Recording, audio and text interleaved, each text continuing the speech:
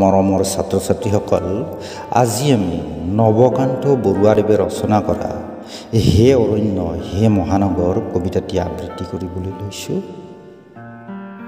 হে অৰণ্য হে মহানগৰ, কবি নৱকান্ত বৰুৱা।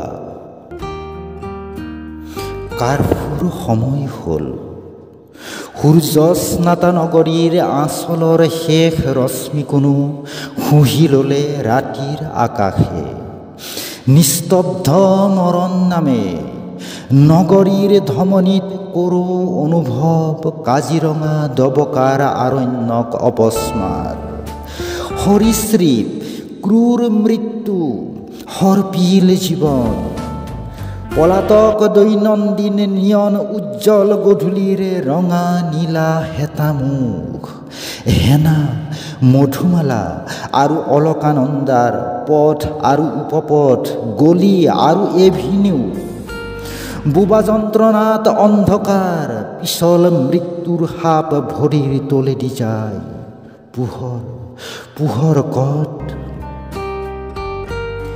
টেটুচেপা ট্ৰেফিকৰ দূৰৰ স্পন্দনে ভয় আৰু আশ্বাসৰ জটিল উৎকণ্ঠা আনে।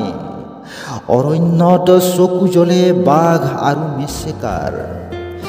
জীৱন জীয়াই থাকে, তথাপি জীয়াই থাকে, আৰু থাকে জীৱিকাৰ গলিৰ সাঁথৰ।